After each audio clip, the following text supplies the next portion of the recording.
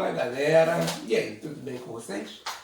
Estamos aqui para mais um vídeo do nosso canal. Mais uma semana com vocês. Semana passada nós não publicamos nada, tivemos uma semana corrida.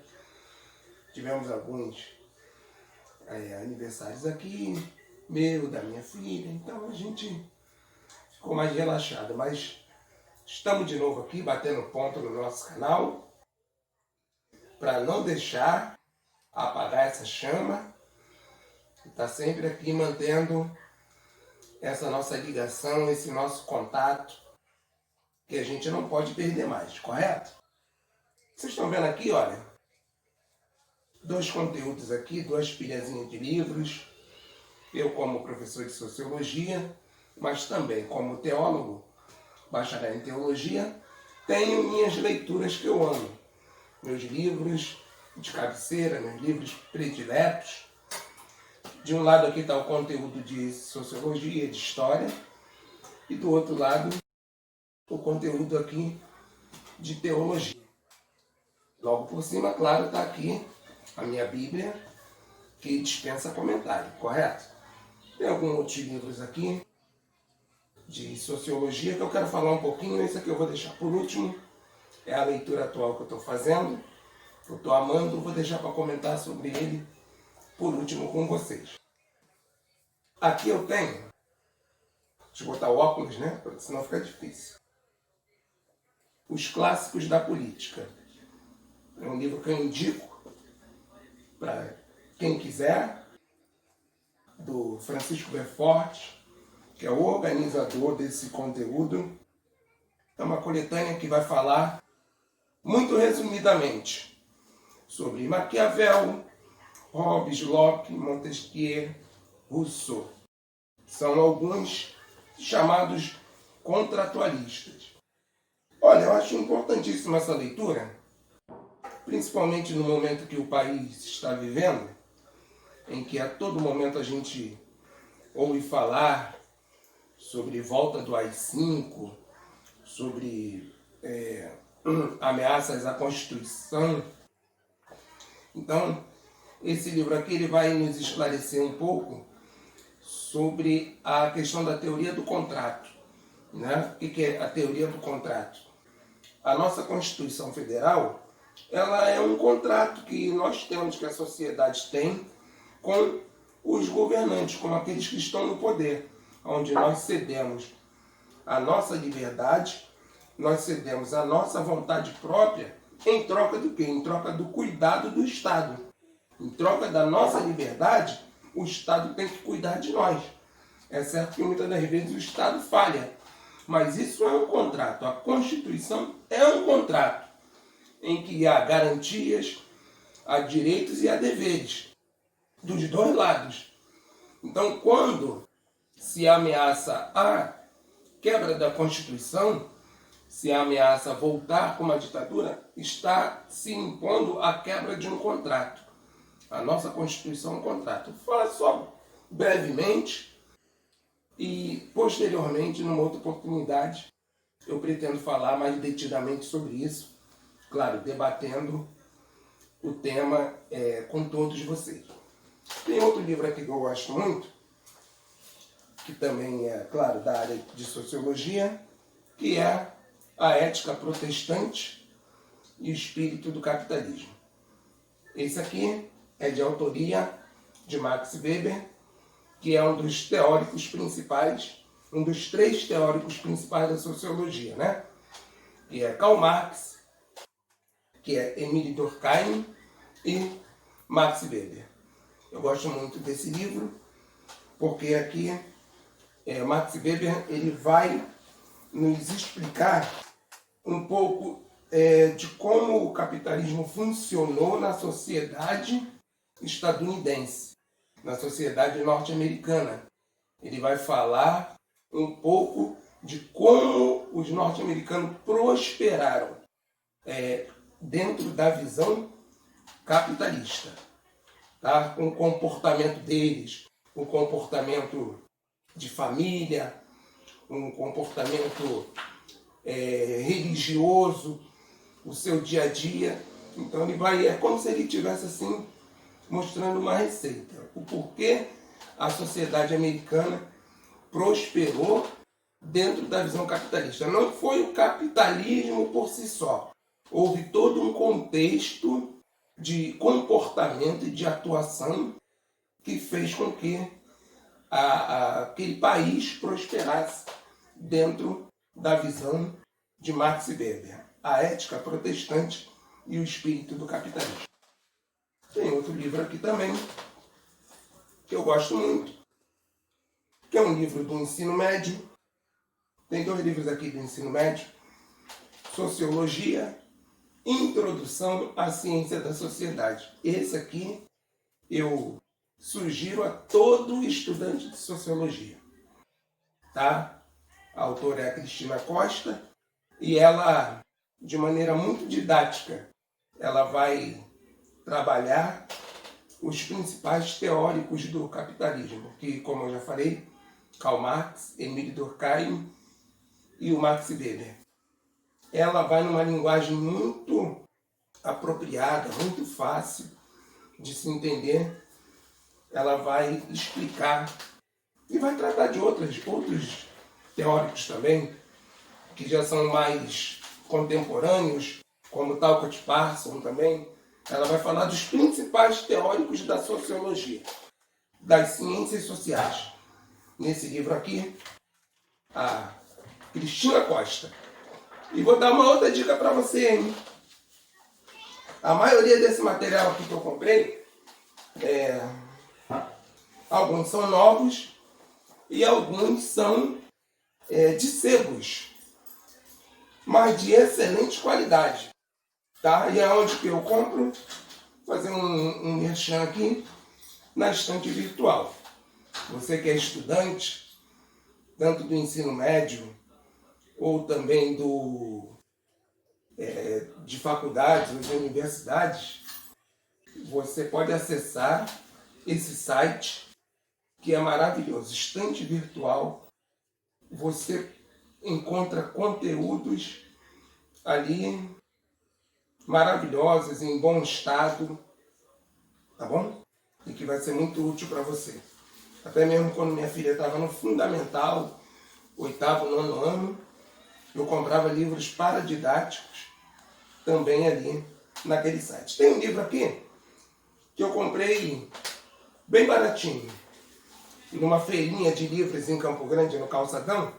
Esse livro acho que foi R$5. História Moderna e Contemporânea. Ele está meio cansadinho, algumas páginas soltando. Olha, livro do ensino médio, tá? Aqui os autores, História Moderna e Contemporânea, fala daquele período do iluminismo, fala de várias épocas aqui. Maravilhoso, maravilhoso. Um livro para... Eu guardo, eu gosto muito, para consultar, para estudar, para tirar dúvidas, tá bom? É mais um achado. Isso aqui foi um achado. Deve ter custado R$5, mas é um tesouro. É um livro que eu gosto muito. E por último aqui, eu quero falar... Não, ainda não vou falar do que eu estou lendo atual. Vou falar de uma revista que eu tenho aqui, e é um outro assunto que eu quero tratar com vocês, conversar futuramente. Essa revista eu guardei porque ela trouxe um tema interessante da época até que eu estava na graduação, e eu estudei História da África. E olha, quando você estuda a História da África, você leva um susto. Porque a África que nos apresentam, até pela televisão, por todos os meios de comunicação, e até muitas das vezes dentro da própria igreja, é aquela África dos nossos irmãozinhos, né? Coitadinhos, sempre com os ossinhos aparentes, magrinhos, desnutridos. E quando você estuda a história da África, o primeiro ponto que é desmistificado: a África, como muitos pensam, não é um país, é um continente que tem vários países lá. Mas fazem questão de mostrar a África como se fosse um país só, todos os africanos estivessem num lugar só, e não é a verdade. E a África é um continente de histórias e de riquezas, sabe? A questão é que a África, ela foi, por muitos e muitos anos, e continua sendo explorada pelo eurocentrismo, que não deixa que a África tenha uma independência para se desenvolver. E a África tinha uma outra questão, que a história da África, a história dos nossos ancestrais, ela não era registrada, mas a África ela vivia dentro da tradição oral, em que a história ela era contada e ela era passada de geração para geração. Então, quando a África foi invadida e explorada, e muitos foram escravizados, muito da cultura, houve saques e roubos em questões culturais dentro da África.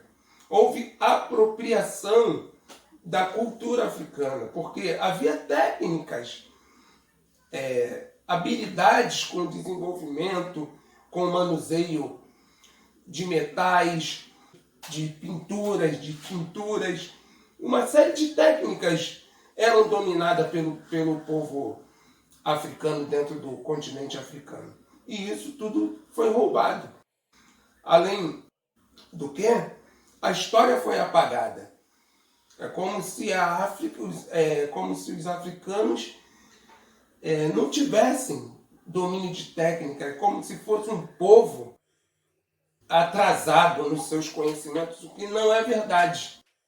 Então a história da África ela começou a ser registrada do meado do século XX para cá, que começou-se a registrar as histórias, porque tudo era muito voltado para contos, cantigas. Então isso precisa ser dito. A África ela foi dividida pelos países europeus, junto com os Estados Unidos, é claro. Então cada país europeu tem sua base em determinados pontos da África, do continente africano, não deixando que o continente tenha uma independência. Então, o minério, o ouro, o marfim, as joias preciosas, os diamantes, são todos roubados, saqueados e levados para a Europa. Houve vários filmes já, um deles aquele filme Diamante de Sangue, vai mostrar essa realidade. Por que eu estou falando isso? Porque eu recebia mensalmente essa revista aqui. Então, gente, com essa revista aqui, ela me chamou a atenção por causa do tema que ela sugere. Olha, Estados Unidos, África. O presidente Obama, que todos nós sabemos, um afrodescendente, o tema da revista diz assim, olha, Obama quer mais negócios com o continente. Olha a frase que o Obama diz. Nós não olhamos para a África apenas por causa dos seus recursos naturais. Garante o presidente dos Estados Unidos. Isso aqui na época, claro. Então ele está tentando desconstruir, a visão que os Estados Unidos sempre tiveram da África, que era só o foco nos seus recursos naturais. Isso aqui é uma virada. Hoje, com a presidência lá do Trump, com certeza essa visão mudou, porque o Trump ele procura desconstruir tudo que o Obama fez. Mas é só um exemplo de como os Estados Unidos e os países europeus olharam para a África. O foco sempre foi nos seus recursos naturais. E eu volto a dizer, o continente é rico. O continente é autossuficiente. Agora, recentemente, eu estava lendo uma reportagem que Moçambique, em breve, vai se tornar uma potência na área petrolífera, especialmente na área de produção de gás natural. Entendeu? Então o continente é riquíssimo em riquezas naturais. Não é só para ter safari, não é só para ver leões, girafas. Não, a África ela é rica. e ela precisa ser liberta para poder ser autossuficiente e se desenvolver. Porque os países europeus e os Estados Unidos é que não deixam a África se desenvolver. Por último aqui, da lista de sociologia, esse livro maravilhoso que eu estou lendo, do Kabengele Munanga, Rediscutindo a Mestiçagem no Brasil. Tá? Identidade nacional versus identidade negra. Esse livro aqui ele vai falar da questão da tentativa do embranquecimento da nação brasileira, de dar uma identidade, de dar uma cara para o povo brasileiro no final do século XVIII e início do século XIX. Após a proclamação da República e a libertação dos escravos, o Brasil precisava ter uma cara. E os eugenistas, as pessoas que lideravam a sociedade, tinham a ideia de eugenia, a ideia de pureza da raça. Então, tinham que dar um tom, uma cara para o brasileiro. Então, eles começaram a empreender a questão do embranquecimento da população. Tá? E essa questão do embranquecimento da população, essa questão da mestiçagem, até hoje, traz uma dificuldade muito grande para a identidade do brasileiro, especialmente para a identidade do povo negro, porque acaba se fazendo uma grande divisão, o que o Kabengele Munanga vai chamar de colorismo no Brasil. O Brasil acaba sendo um país de vários tons de pele. E quanto mais o tom da pele for mais escura, mais essas populações elas são segregadas, elas são prejudicadas, elas têm menos oportunidades. Então o livro ele vai trazer um debate muito interessante sobre essa temática. Inclusive ele compara a questão do racismo no Brasil com o racismo nos Estados Unidos, a miscigenação no Brasil com a questão que não é que não exista, mas como é vista a miscigenação nos Estados Unidos, é uma leitura super atual, é uma nova edição. Ele vai falar das cotas nas universidades, da importância das cotas para a reparação dos danos causados à população negra, à população pobre no Brasil. Ele faz uma defesa das cotas sociais, tá bom? Então, essas são as minhas leituras na área da sociologia. E aqui eu tenho minhas leituras também na área da teologia, que são vários livros aqui. Eu falei da Bíblia, que é o meu guia, meu principal livro. E eu tenho aqui essa outra coletânea de livros também. Em outra oportunidade eu falo mais detidamente sobre eles. Tá bom, gente? Por hoje eu vou ficar por aqui. E pretendemos assim nos encontrar sempre que possível, semanalmente. Às vezes tem uma correriazinha, a gente não consegue fazer uma publicação, mas pretendemos estar de volta aqui. E você pode fazer sugestões, faça uma sugestão também de leitura. Fala o que você está lendo também, vai lá nos nossos comentários, coloca lá uma sugestão de leitura, tá bom? Se algum desse livro aqui ou desse assunto que eu tratei te interessou, coloca alguma coisa para a gente trocar ideias. E a gente aprende junto, eu aprendo com você, você aprende um pouco comigo, tá bom? Deixa seu like, tá bom? Se não gostou de alguma coisa, faça uma crítica construtiva, não precisa me detonar. Tá bom? Estamos aqui de coração aberto e queremos assim somar com vocês, tá bom? Agradeço aí pela sua atenção. Fica com Deus.